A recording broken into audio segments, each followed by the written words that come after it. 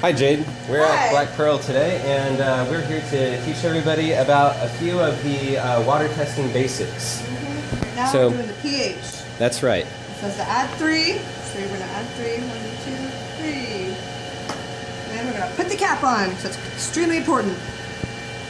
Shake it up. That's right.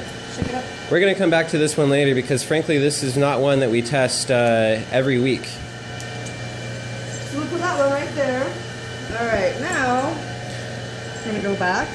One of the important things that we do with our testing to keep our results as accurate as possible, we found that these API test vials have a line that's painted onto them that sometimes is off by a few drops.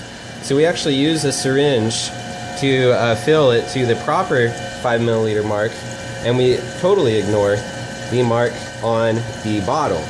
In this case, it's very close. Let me see if I can focus in. Oh yeah. All right. Awesome. Let's show you how simple this testing can be.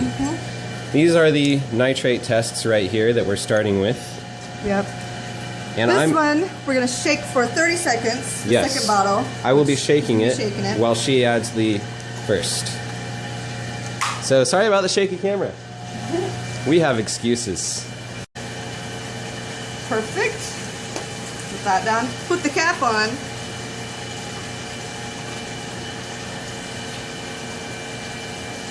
That there.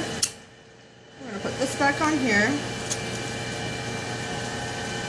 Has that been shaken for 30 seconds? Yes. Awesome. Double shake it.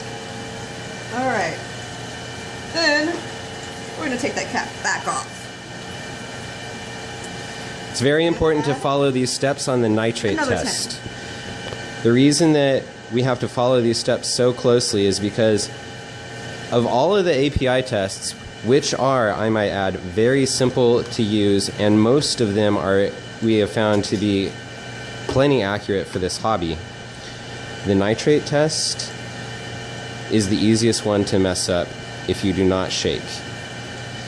This vial now will have to be shaken for a full 60 seconds. So while I'm doing that, we're going to start on the phosphate test. Now we already have one filled up previously. We're going to add 6 of these.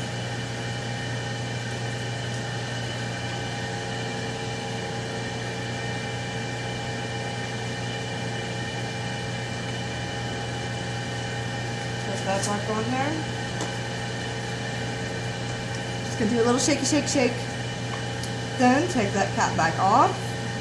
Then we're gonna do the second bottle. That is still add 6. So we're gonna add 6 of those.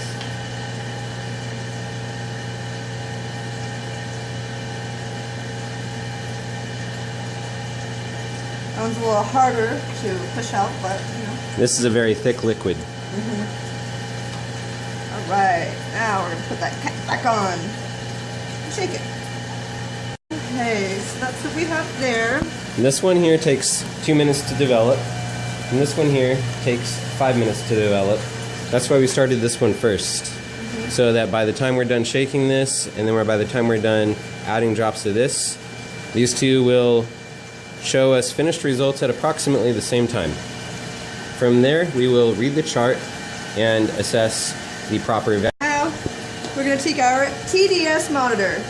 Yes, Turn TDS that thing on. stands for total dissolved solids. Then we're just going to stick it in the water. And it's reading, see, about 153. Alright, so Gerard here is going to write down our results. Yes, we'll start with this phosphate here. And I hold it just a little bit away from the paper. We put it into this holder here so that we could have everything at a more presentable view.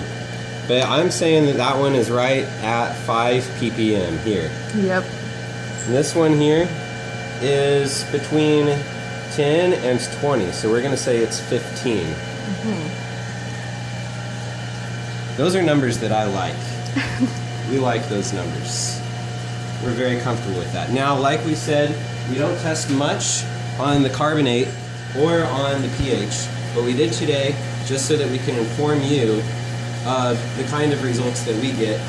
The pH is rather low, which doesn't really alarm me, but we tested it somewhere around 6.4.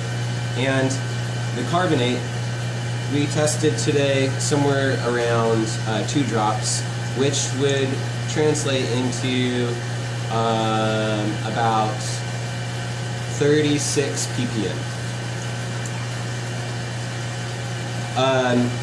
We also have an article where we have exclusively, extensively written on detailed steps on how you execute a